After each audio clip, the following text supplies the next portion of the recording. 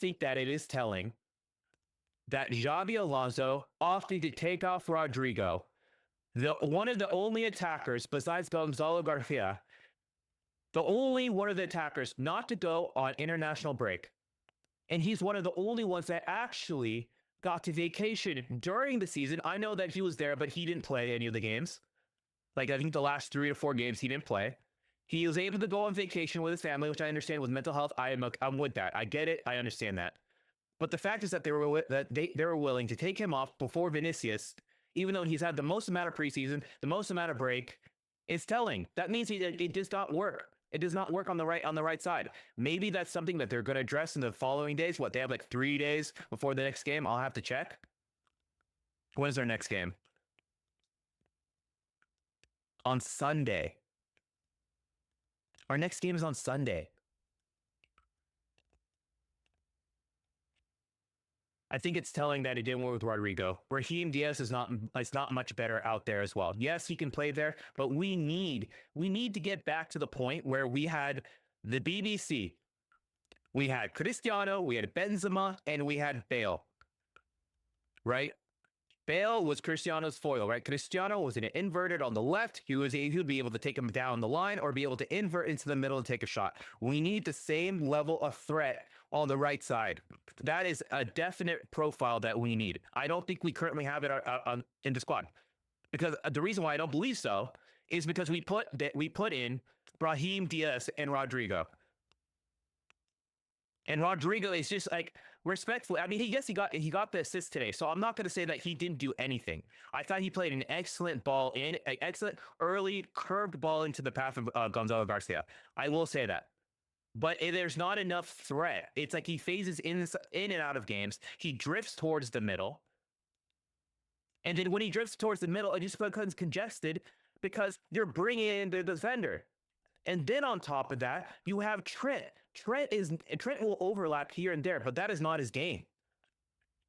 I honestly think that we probably will see more success if we kept Gonzalo Garcia in the middle, you put Vinicius on the left, you put Mbappe on the right. At least you know that Trent can play the ball over the top, and he's going to win that. He's going to win that race. Mbappe's going to win that race 9 out of the 10 times. And next thing you know, we're in behind.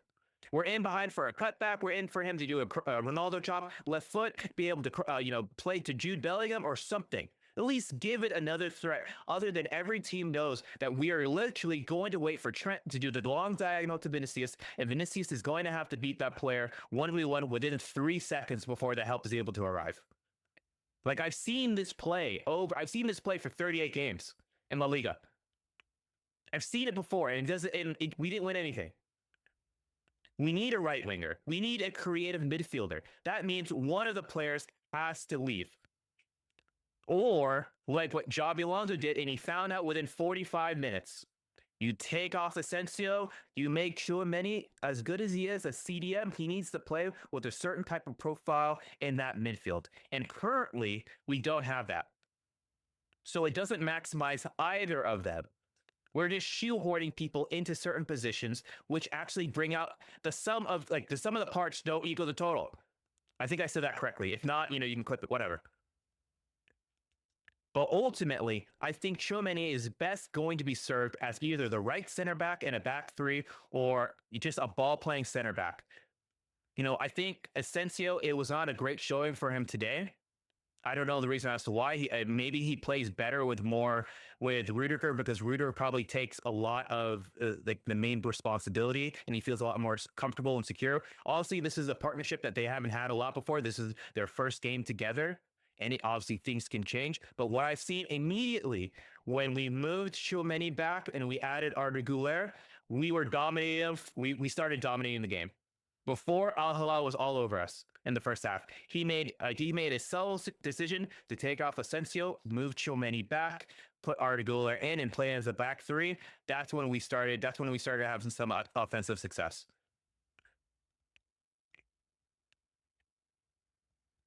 Brother. Let me see if I can do something here so you guys can see this.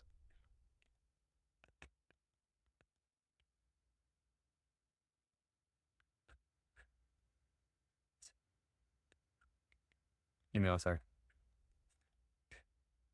No, no, no, no, no, no, no, no, no, no, no, no. Yeah, I don't know why it's acting this way, but we're just gonna have to continue doing this. We'll just go through some of the rankings really quick. I know you guys can't see it. It's on SofaScore. If you can pull that up on your phone, if you guys want to follow along, I'll just read it out loud. Courtois, 6.8. Other than the first half with a few amount of saves, I don't think he had to do very much. I think as soon as we went to a back three, and even when Vasquez came back, I think we had a little bit more solidity in the defense, and they didn't really have much of a chance. Especially as the outside fullbacks Cancelo and Lodi started to get a little tired from bombing up all the time. They didn't have the same probably attacking impetus as they had in the first half. Fran Garcia, as much as I was kind of ragging on him, I'm not saying that he had a bad game at all. I think he did actually quite well, but I think there needs to be a conversation about someone doing well and understanding doing well for themselves, but there are better players like i.e. a Carreras, whether it be the physicality of it, whether it be Carreras is a lot better with the ball at his feet. He has a better passing range. He has a little bit more pausa in his game. And that is, I believe, what Xabi Alonso wants. He wants a possession-based team that obviously has the verticality to be able to, be able to outplay teams, to be able to create. And Fran Garcia, I do believe, is just kind of like an Energizer bunny on Monster or a Red Bull or whatever you guys drink. Like he is just frantic, frantic, frantic, frantic, frantic. And I believe for the game that Alonso would like to play, I do believe Carreras would be better in that role. Whether you want to put you cannot play Frank Garcia in a back three. It's just I think you cannot do it. You just can't. He was getting dominated by Malcolm. He was getting dominated by Milinkovic-Savic. It just was not working. But like I said, he got a 7.7, so I think he did well for the role that he was put in. And after the first half, I think he showed that he did pretty well. Dean Huijsen, I thought Dean Huijsen had a very good debut game. 20 years old, being inserted into the Real Madrid back line with a new partner with Asensio and Tchouaméni. I thought he did extremely well. I thought he had a really good passages of play. I thought he did a lot of progressive passes that I was very excited about, because that's essentially what Real Madrid and Xabi Alonso discussed to get him, is the fact is that he's able to play balls whether they be over the top or whether they're line breaking passes that are progressive. Not so much side to side, which he can, but he can, he has the right and the left foot. He can play balls over the top. He can, play low driven. I thought he did really well. There's many times in which we had some of our best creating outlets. Was the fact is that he won the ball from, obviously, they tried to play up. Alisson would win the ball, collect it at his feet, look up for half a second, find Jude in the half space between the midfield line and their defense, and be able to play that ball to feet. And having Jude, all he has to do is pretty much on the half turn be able to find Vinicius or Gonzalo Garcia. I thought Howson is going to be great for us. It's going to be game breaking. It's good. I have nothing other than that. There may be some instances where he could have been back a little bit further. He doesn't have a lot of recovery speed, and I guess just having a little bit more chemistry, whether it be Tchouaméni or Asensio, is going to be best. But I do think that for his debut, I think he had a very good game. Raul Asensio hooked at half. Yellow card. I believe he got a yellow card for the penalty in the first half. A little shaky. I don't know why. He played in the higher profile games than this. Maybe it's just the chemistry between him and House, and it could just be an off day. But I'm hoping that was just kind of a blunder for the first game, and hopefully his confidence doesn't drop too low, and he can just work on what he needs to. It is preseason, so hopefully it'll get better, and he'll have a better showing next game. Trent Alexander-Arnold. I thought in the first half we weren't able to really maximize a lot of what his strengths are.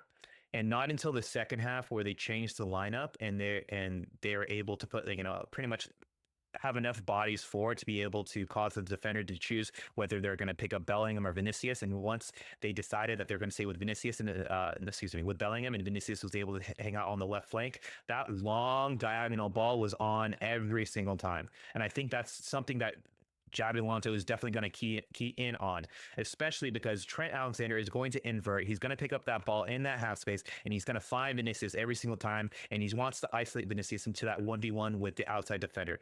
1v1 outside defender, I'm putting my money on Vinicius Jr., honestly. I'll put my money on Vinicius Jr. He may probably get 6 out of 10, but even 6 out of 10 is great. He beats that first man, and next thing you know, you're causing overloads all over the pitch, and that's how you score goals. Same thing that's going to happen with Hoyson. Like Hoyson can do the same thing to the opposite side, whether it's going to be Rodrygo, whether it's going to be Franco Mazzatuano, whether it's going to be Arda Güler, or whoever we're going to sign, whoever is going to be out there on that corner, on that right flank. The same thing Housen's going to be able to do on that side as well. As we go forward, Jude Bellingham, he got a 6.8.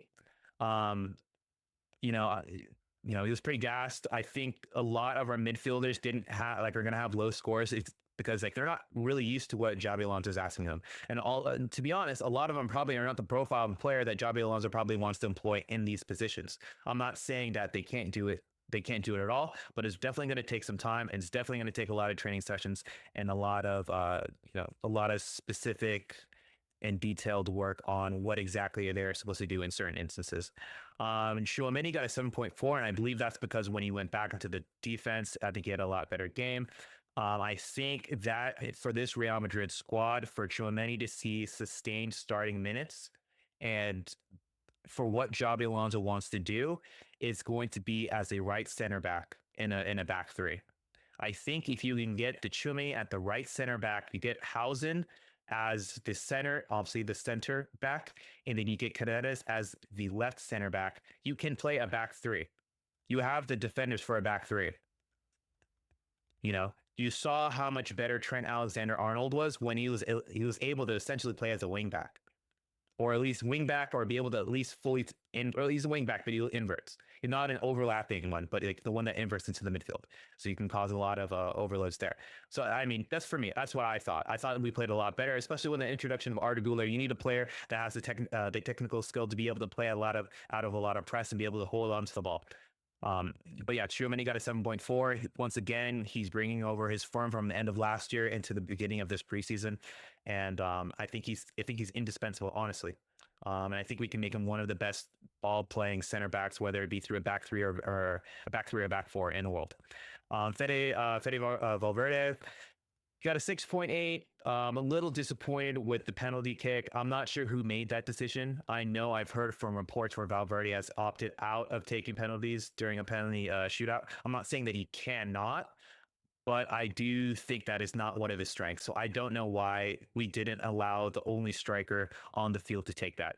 I know some people will be like, yeah, he's a Castilla player. You don't want him to miss, and then everyone blames him, and then his confidence goes lower. But the opposite could be true. What if he scores it, and the next thing you know, his confidence builds, and then now he's like an undisputed starter, or he's going to stay with the first team, and we don't have to go sign someone. I still think. I thought I'm not going to jump around, but back to my point. Valverde, I thought he's caught between two roles here.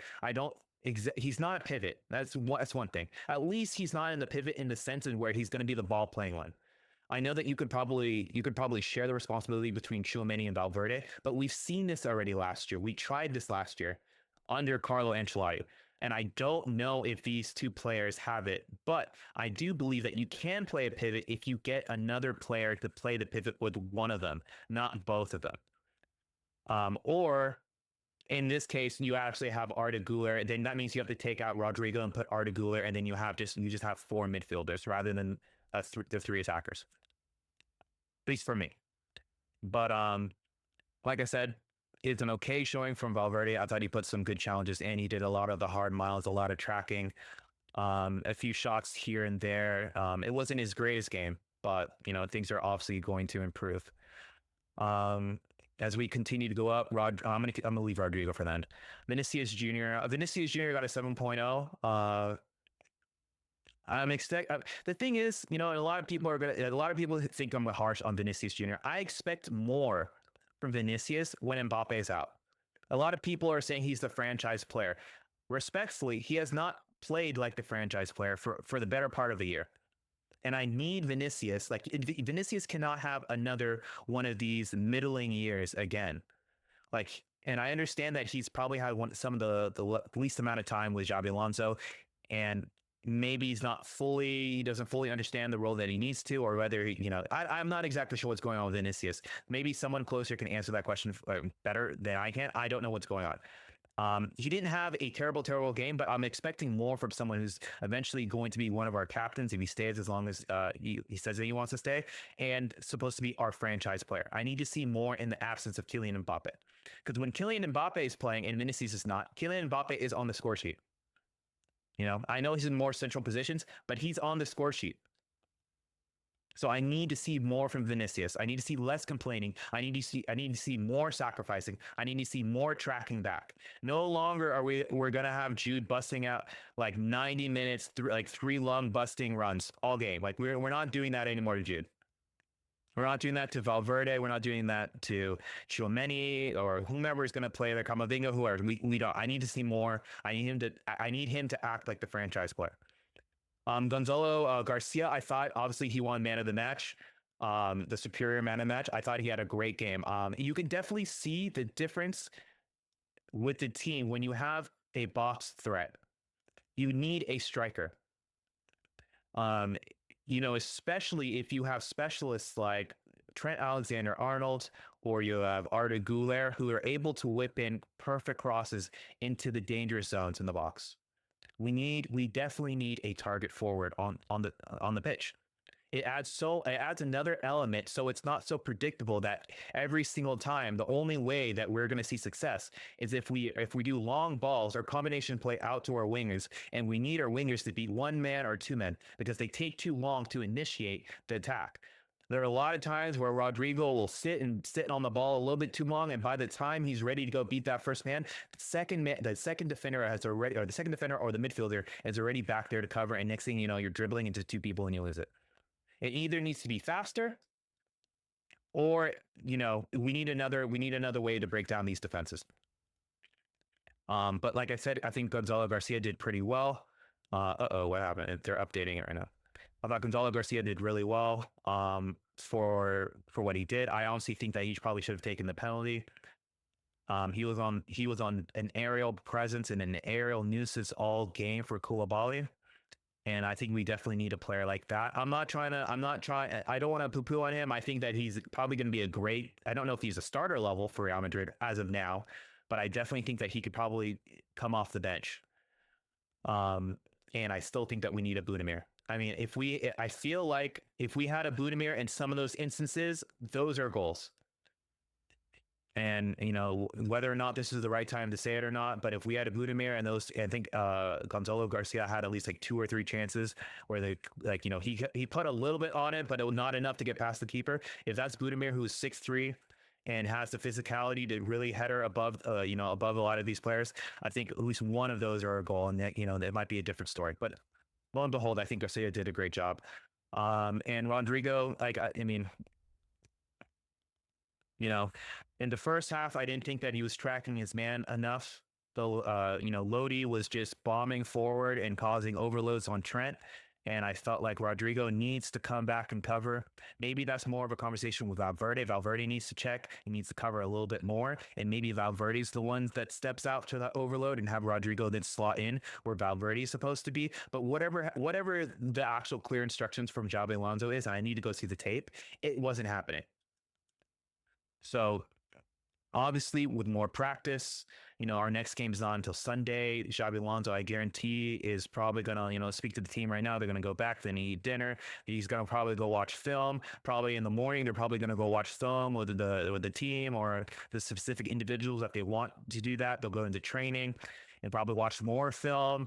And a lot of these things are going to be ironed out. He did say that this is going to be a process, and that's to be true. We are not a team. We're not really a possession-based team like the way that he wants to play. So there are going to be some growing pains, and I'm not above understanding that. But I'm sorry. I have PTSD from last year. Last year, it was the cycle of I can't wait to watch Real Madrid play. I have to wait 4 or 5 days to watch them play. We play, and it's just straight suffering for 90 minutes, and we barely scrape by. And then I have to wait another 5 days before we play again. I see the videos, and it looks good in training, but when you put the product on the field, I'm not too inspired. But I guess let me go down to the rest of these. Arda Güler, I thought Arda Güler played pretty well. He got a 7.6. He had a shot out like right outside the box that I think that he could have done a little bit better. Some of his corner kicks, they weren't beating the first man, so I was a little disappointed in that. And he had a shot that hit the underside of the bar pretty much within like his second touch of the game. So I really I don't know what we're going to do. I think probably going into next game, because there are some glaring omissions here that didn't see any of the field. Like Danny Ceballos didn't touch the field, which is another thing that maybe I'll probably want to make a video about, but that is pretty telling that Danny Ceballos, who is like 11 years younger, 12 years younger than Luka Modric, did not touch the field. Kema didn't touch the field. UC didn't, exactly, like even UC didn't even play. Where is Lorenzo? Oh, is it Lorenzo? Oh, I thought Lorenzo here. I guess it's Diego Aguada. But yeah, we had to play Lucas Vasquez out there. Lucas Vasquez didn't play particularly well. I don't know why we're not playing an academy player there, especially if we're trying to get them ready for, a larger role next year. We ended up putting Lucas Vasquez, who got a 6.4. I'm not going to say it's a horror showing, but he's not a right back, and we continually putting him in a position to play a right back. It's unfair to him, and it's unfair to the rest of the teammates. Brahim Diaz out on the right, he is not really a winger. He can play right wing, but he really is not a right winger. So we're kind of misprofiling a lot of these players. Victor Munoz, had a little cameo for 10 minutes. He's really pacey, didn't do anything anything really to influence the game. Luka Modric, it was good to give him some minutes. He got a 6.8 only because he was only able to play about 10 minutes into the game. But with his showing, he does add another element of more creativity. And that's just something that we're just like I'm glad that Florentino Perez was there to see this live. I think the glaring holes, I understand being frugal. I understand finding the correct market opportunities. I understand that you don't want to overpay for players, like something similar to what we did with Jovic and what we did for Eden Hazard. You have to find their correct profile, whether it be physically, technically, and mentally, to be able to play at the highest level and the highest level of scrutiny as Real Madrid. But we definitely have to find a creative midfielder. It could be Arda Güler if that's what you want to do. That's fine, but I definitely think that we need another player, because if I just have to infer from the knowledge and from what I've seen from today's game, that if the coach is more willing to bring in Luka Modric, who went out on international break with Croatia, and not Danny Ceballos, who has not and has been there for the entirety of preseason, that Ceballos is not in the plans for Xabi Alonso as of yet. You had players like Bellingham and Vinicius, and I think Valverde didn't really leave. He faked an injury, but Housen, Tchouaméni, these players all went for international break. Arda Güler, and they're all featuring. They're all featuring, and Ceballos is not featuring. Rodrygo is getting pulled off first out of the front three. I know these are just things that I'm thinking about, and I don't know, but those are my initial thoughts, guys. I don't want to keep you guys here much longer. It was a game of two halves. It was better in the second half. I could see us playing in a back three, or like a 3-5-2 or a 3-4-2-1, or however. It wasn't even so much that, but a 3-5-2, or whatever. But I can see it, but we are very susceptible for counterattacks, and that's definitely there's have to be a lot of training sessions to understand, especially when we do lose the ball in the center of the field, on who moves where, who needs to track back, and how it all works. Because if we play a team like PSG, or we play really any team with a quality front line, we're going to get picked apart, because luckily enough, this team didn't have players to really hurt us on the counterattack other than Lodi and Malcolm. And I can't pronounce the other left winger that they have. Yes, they were good, but they weren't quality enough to really try to break us down. Any one of these top elite teams in Europe that we're going to play in Champions League they're gonna catch us out. So I think that there is a few signings that we definitely need to get, and I think the most glaring one is a right winger. Another one is a creative midfielder, and we need to get Carreras in ASAP. Fran Garcia is a good sub. I don't believe that he's starting quality for Real Madrid, especially if we're going to be playing him as a left center back and a back three. But thank you guys so much for watching the stream. This was really fun. I think I don't know how many of you guys are still here. I have no clue. Streamlabs is telling me one thing, but I'm not exactly sure. Um, Oh, 1.4 thousand. Well, thank you guys all for watching. I will definitely be streaming every single Real Madrid game this Club World Cup. I'm probably going to be doing River Plate. I'm probably going to do Benfica also just to do some scouting for Carreras. Um, and probably even I actually did like watching Porto. I like watching Rodrygo Mora play. I think that he is another talent on the market. I'm not sure if he's ready for maybe the top 5 leagues yet. Maybe he needs to, develop a little bit more, but he's another exciting talent. So just look on my socials. I'm very active on Talking Madrid Twitter. I'm going to be posting up my reviews obviously on Talking Madrid on YouTube and Talking Madrid clips. Also check that out as well. And probably going to start uploading on TikTok as well. But thank you guys so much for watching this with me. Like, comment, subscribe if you're on Twitch or if you're on YouTube. Tell me that you like it. Hit the noti bell. And the only thing I can say is, Madrid y nada más. Peace.